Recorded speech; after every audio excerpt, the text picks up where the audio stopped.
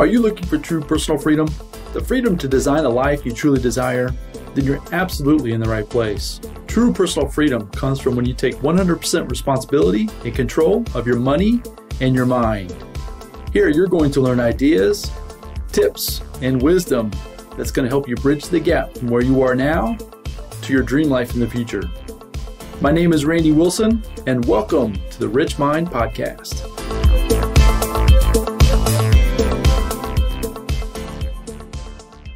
Hello, and welcome back to the Rich Mind Podcast.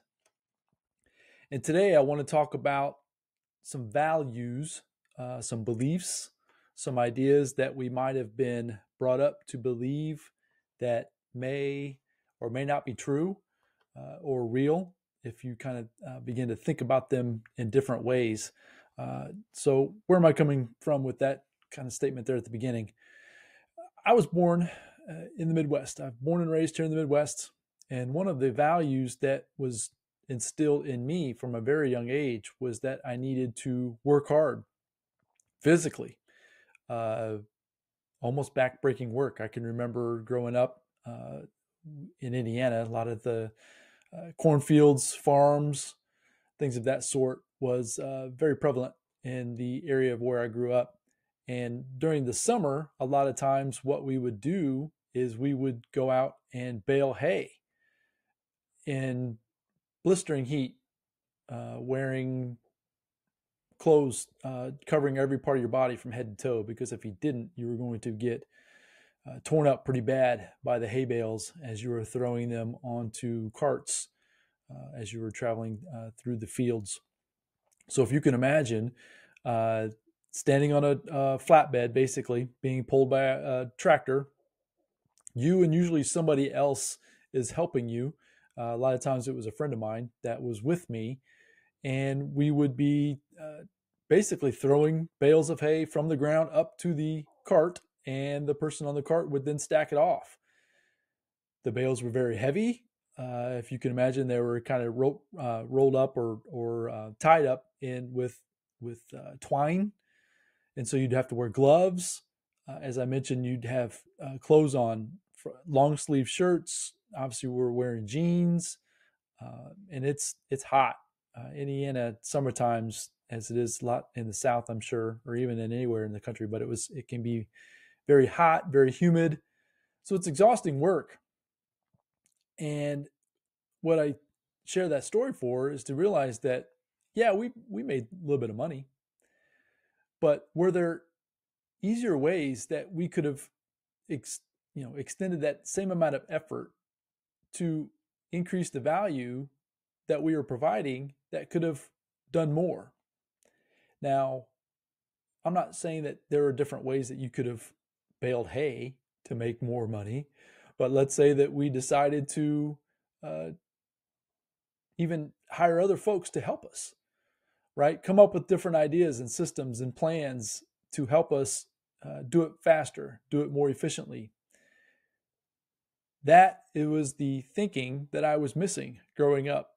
As I mentioned, we were taught to believe in hard work was the right way and the only way to earn a living. Now, I'm not saying that hard work is a bad thing. I work hard, but I work hard in a different way. What I try to do is I actually try to think through the work before I actually go into the physical activity. So very similar to creating this podcast or creating a post on social media, or before I create a program for others, is I will sit and think about how to do it more effectively, more efficiently, what's going to be the best outcome. And I think about that outcome in advance before I put in the work to then get that desired outcome.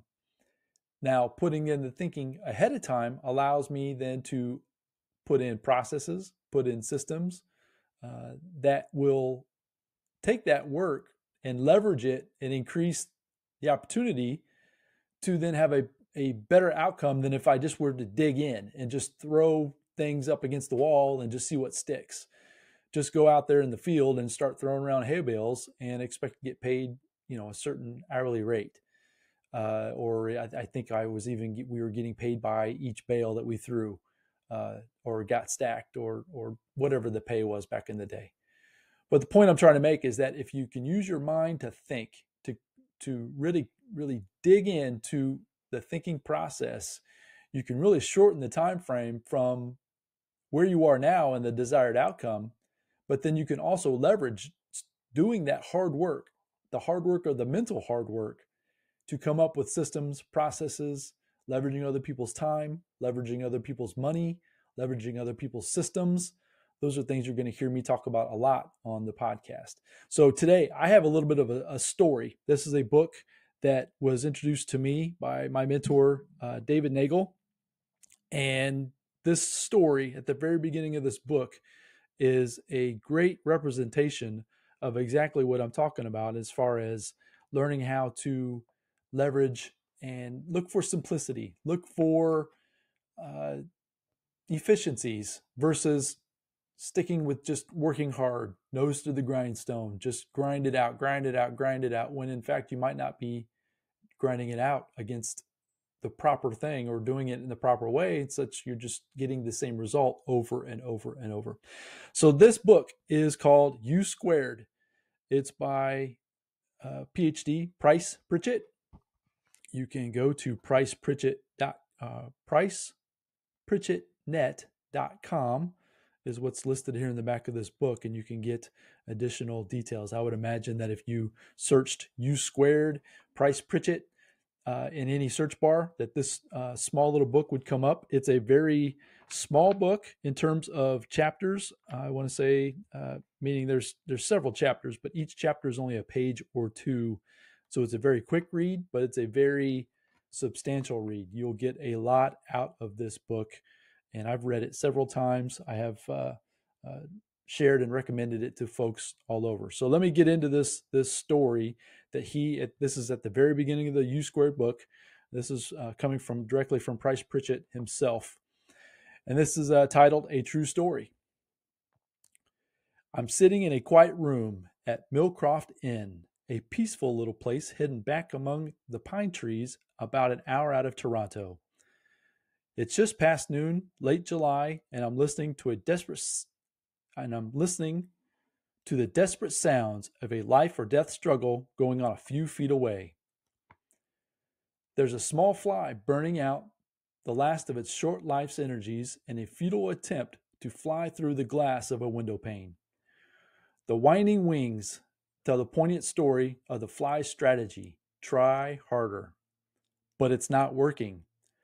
The frenzied effort offers no hope for survival. Ironically, the struggle is part of the trap. It is impossible for the fly to try hard enough to succeed at breaking through the glass. Nevertheless, this little insect has stacked its life on reaching its goal through raw effort and determination. This fly is doomed. It will die there on the windowsill. Across the room, 10 steps away, the door is open. 10 seconds of flying time, and this small creature could reach the outside world it seeks.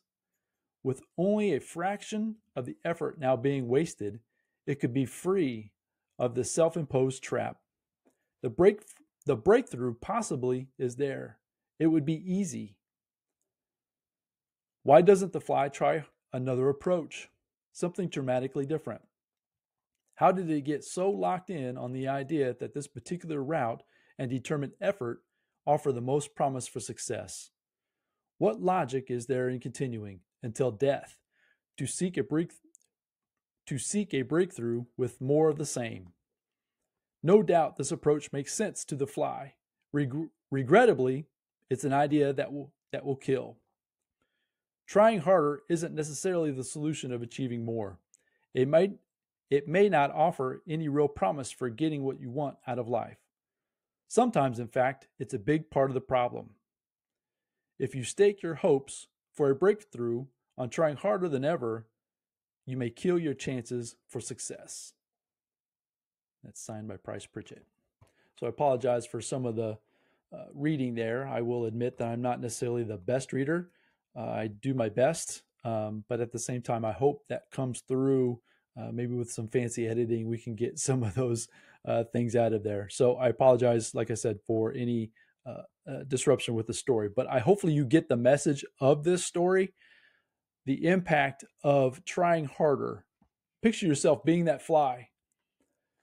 And you can probably think of an instance, or you'll even come across this even today. You'll see a fly. I had one just the other day at our back door. He was just banging and banging and banging at the back door, and I had the door open. It was literally, he only had to fly a foot or two to the right because the door was open.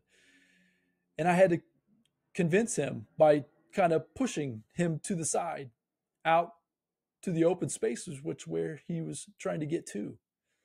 So the point is that think about the actions that you're taking. Think about the working hard belief that's been instilled in you. And think about ways that you can improve upon that. Working hard in and of itself is not necessarily a bad thing, but working hard, doing the same thing over and over and over, expecting a different result is a bad thing. So if you want to achieve more abundance, a greater experience in life, first, you're going to need to change your mindset and your beliefs about hard work, leverage, using other people's systems and processes, and beginning to think. You really need to learn to think. Think for yourself. Think through ideas. Money comes from ideas and thoughts that you have in your mind. Anything in our physical existence once started in somebody's mind. Once you realize that, you realize you have that same power. But it's realizing you have that power and then beginning to think through the process of, okay, here I am. Now, what processes and systems do I need to put in place to get to the final destination, which is either a product, a service, a business of some kind. Maybe it's an investment. Maybe it's an income goal. You name it. It's your goal. It's wherever you want to get to. The point of just working hard is not necessarily going to get you exactly where you want. And that's the point of the message today. So hopefully that message serves you today. I look forward to go out there, get the U Squared book. I highly recommend that.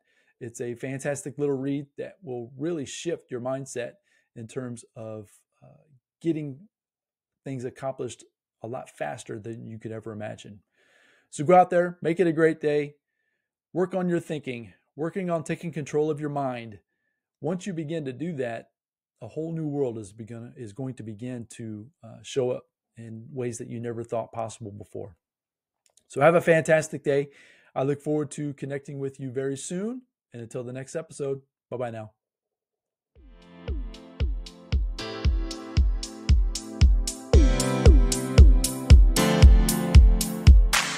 Thank you for joining me on the Rich Mind Podcast. I hope you found a ton of value in this episode.